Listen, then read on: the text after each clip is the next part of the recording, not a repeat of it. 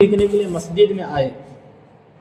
मुजाहिद की कितनी बड़ी फजीलत है। मुजाहिद क्या करता है, अपने घर बार को छोड़ता है, अल्लाह की रज़ा के लिए जिहाद मैदान जंग में चला जाता है। जंग में लड़ते लड़ते कभी बाजू कट होता है, कभी उसका पैर कट होता है, कभी उंगलियां कट होती है, हत्ता कि कभी कभी उसका जो है सर तन से क्या होता है, जुदा हो जाता है, यानी सर कट जाता है सिर्फ और सिर्फ अल्लाह की रज़ा के लिए। इतना मुजाहिद को इतना सवाब कि उसके खून का कतरा ज़मीन पर गिरने से पहले अल्लाह उसकी मग़फ़िरत फरमा देता है। तो जो मुजाहिद की फजीलत है अल्लाह की राह में जिहाद करने वाले की दुश्मनों के मुकाबिल में, वो फजीलत इल्म दीन सीखने वाले को भी अल्लाह अता फरमाता है। तो इतनी बड़ी फजीलत आई है। एक और हदीस पाक है कि अल्लाह के रसूल इरशाद फरमाते हैं, अलैकुम बिहाज़ल इल्म क़ब्ल अन युक़बद व युक़बद अन युरफ़ा। हुज़ूर इरशाद फरमाते हैं कि इल्म उठा लिए जाने से पहले उसको हासिल करो। क़यामत की निशानियों में से एक निशानी ये है कि किसी के पास इल्म नहीं होगा, सिखाने वाले कोई नहीं रहेंगे, उलमा चले जाएंगे दुनिया से, क्या होंगे, धीरे धीरे धीरे उलमा ख़त्म हो जाएंगे, इल्म दीन किसी के पास नहीं रहेगा। एक और हदीस के अंदर आता है, इत्तख़दन नासु रुउसन जुहालन, लोग जाहिलों को अपना सरदार बना लेंगे, फ़फ्तू बिग़ैरि इल्मिन फ़दल्लु व अदल्लु, बगैर इल्म के वो दूसरों को फतवा देंगे, खुद भी गुमराह होंगे और दूसरों को भी गुमराह करेंगे, खुद भी भटकेंगे और दूसरों को भी सीधे रास्ते से भटका देंगे। तो क़यामत की निशानियां क्या है कि इल्म उड़ जाएगा, इल्म किसी के पास नहीं रहेगा। तो वो वक्त आने से पहले हुजूर फरमाते हैं कि इल्म हासिल करो, यानी दीन इस्लाम का इल्म सीखो।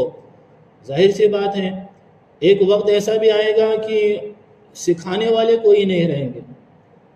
अभी देखो, अब जब हम लोग छोटे थे, जब आप लोग छोटे थे, बचपन का वक्त था, तो उस वक्त सिखाने वाले नहीं मिलते थे, सिखाने वाले बहुत कम लोग थे, सीखने वाले बहुत थे लेकिन सिखाने वाले बहुत कम लोग नहीं मिलते थे बचपन में। आज से 40 साल पीछे आप देखो, सिखाने वाले आलिम बहुत कम मिलते थे, सीखने के शौक़ बहुत था लेकिन सिखाने वाले नहीं थे। आज क्या है, सिखाने वाले बहुत है लेकिन सीखने वाले नहीं हैं।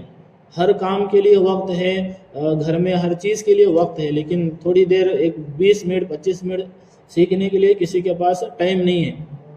अब क़यामत के दिन एक ऐसा भी वक्त आएगा कि सिखाने वाले भी नहीं रहेंगे और लोगों के अंदर सीखने का जज्बा अभी नहीं है, तो क़यामत के करीब पूरा ख़त्म हो जाएगा सीखने का।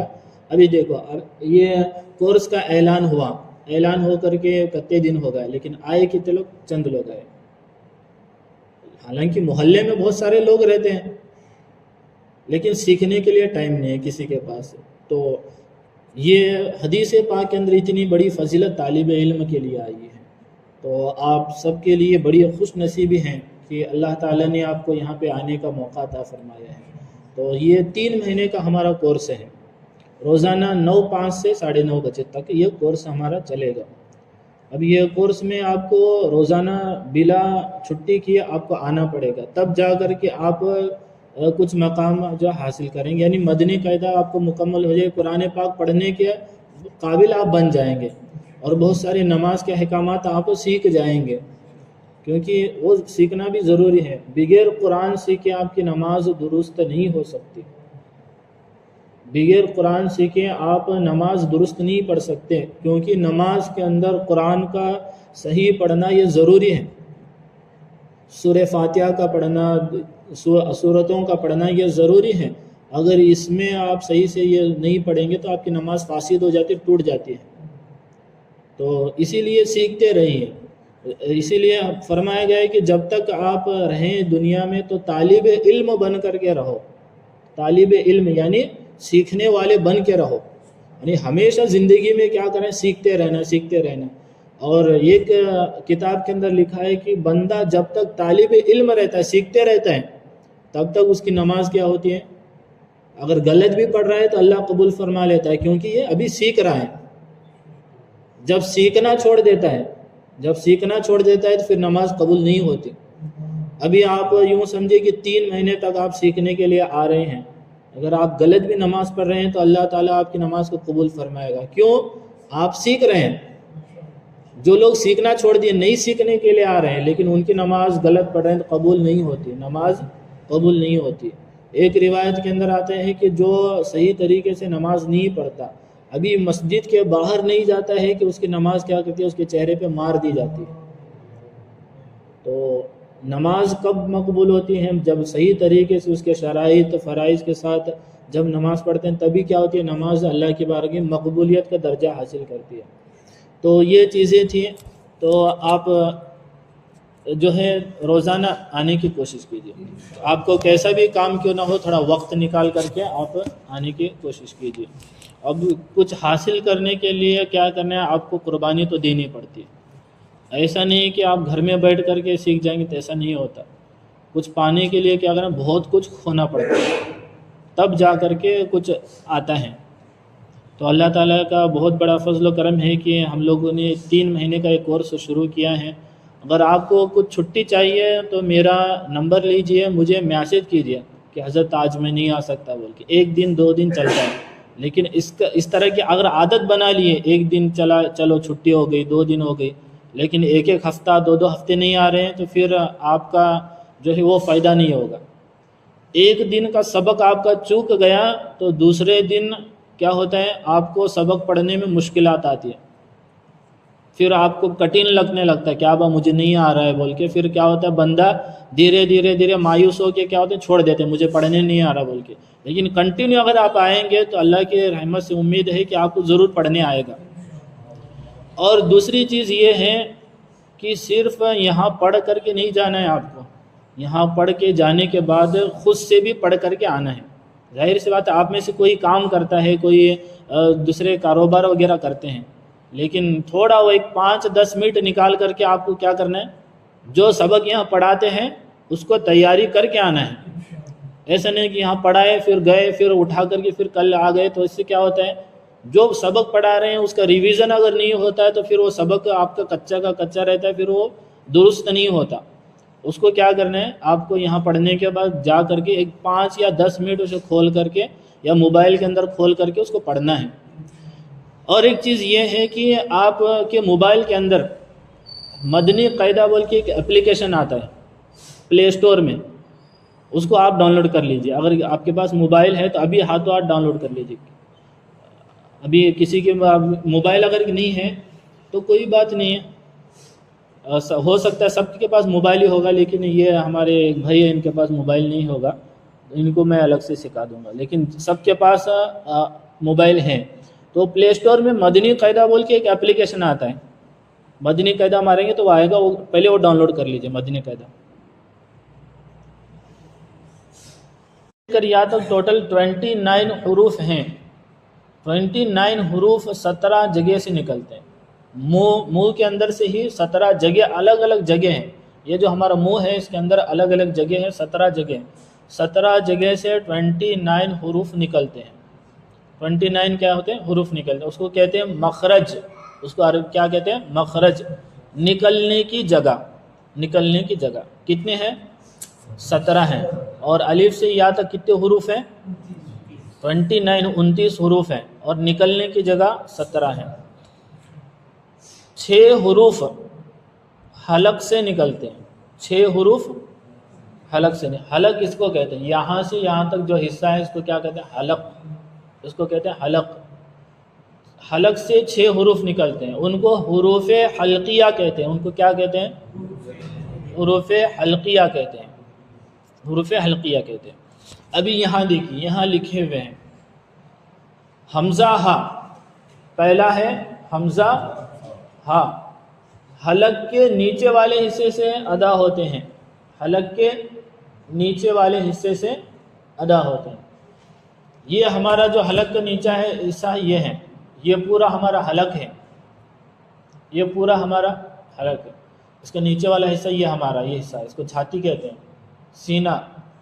حمزہ ہا، حمزہ ہا، یہ یہاں سے حمزہ ہا حلق کے نیچے والے حصے سے ادا ہوتے ہیں۔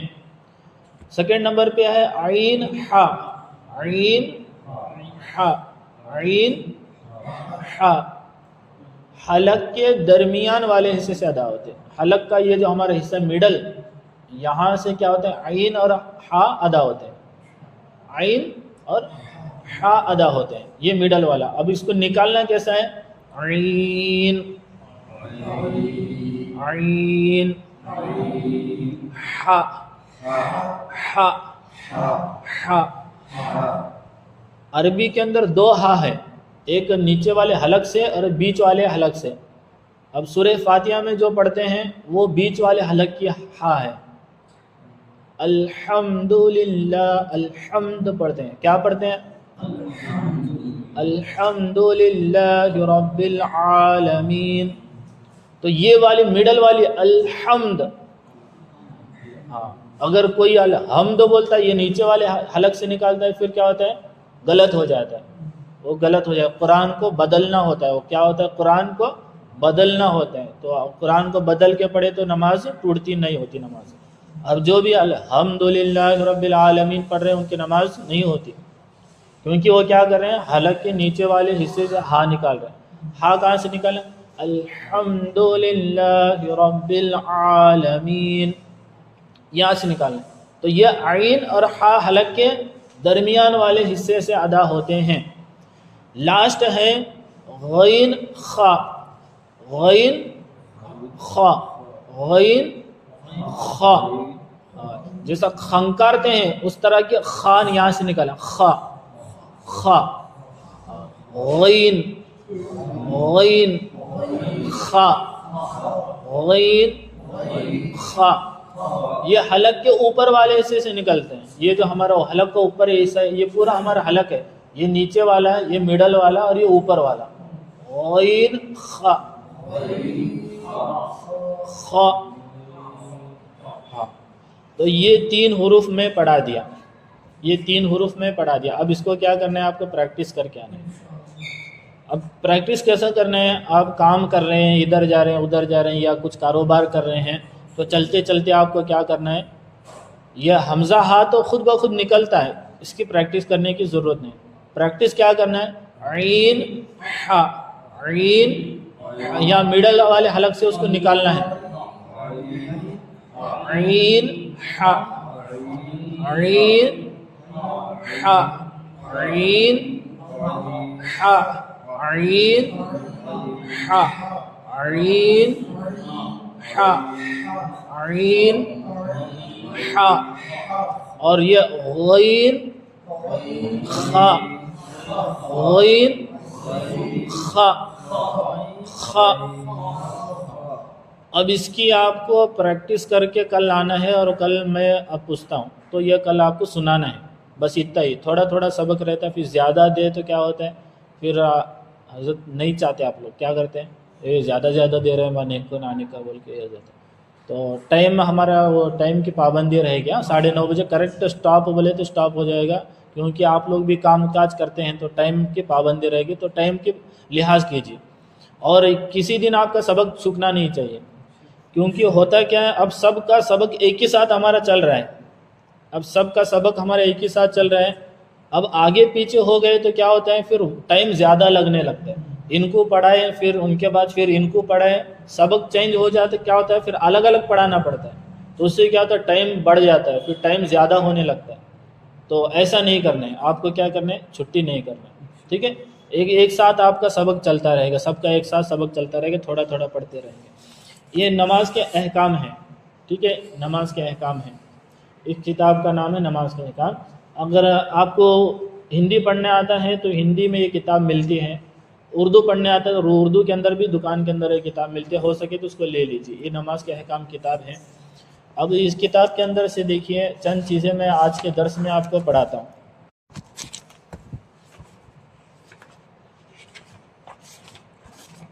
آج کے درس میں آپ دیکھیے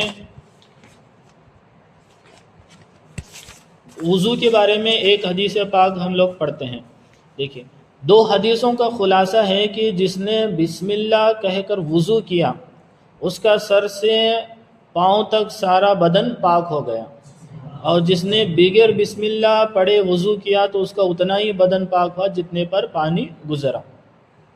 یعنی وضو سے کرنے سے پہلے کیا کرنا ہے، اللہ کا نام لے کر بسم اللہ الرحمن الرحیم پڑھ کر کے کیا کرنا ہے، وضو کرنا ہے. بغیر بسم اللہ پڑھے وضو نہیں کرنا ہے، کیونکہ اس کی فضیلت آئی ہے۔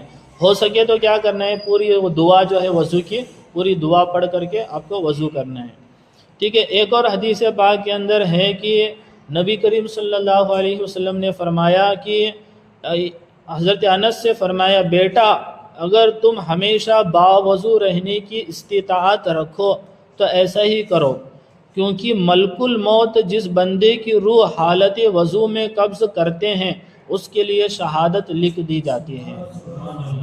یعنی ہمیشہ کیا کریں، باوضو رہنے کی کوشش کرنا ہے۔ تو یہ دو حدیث پاک ہو گئی، تو اس کو بھی یاد کر کے آپ آئیے، ٹھیک ہے۔ یہ میں ریکارڈ کیا ہوں، اس کو ریکارڈ کر کے آپ کے واٹس ایپ میں میں ڈال دیتا ہوں، تو اس کو بھی آپ وقت ملا تو سن کر کے یاد کر سکتے ہیں۔ اللہ تعالیٰ کی بارگاہ میں دعا ہے اللہ تعالیٰ ہم سب کو کہنے سننے زیادہ عمل کی توفیق عطا فرمائے۔ الحمدللہ رب العالمین والصلاة والسلام علی سید الانبیاء والمرسلین۔ یا رب مصطفیٰ عز و جل بطفیل مصطفیٰ صلی اللہ علیہ وسلم ہماری ماں باپ کے اور ساری امت محبوب کی مغفرت عطا فرما۔ یا اللہ پاک جو کچھ ہم نے سیکھا اس پر عمل کرنے، اسے عام کرنے کی توفیق عطا فرما۔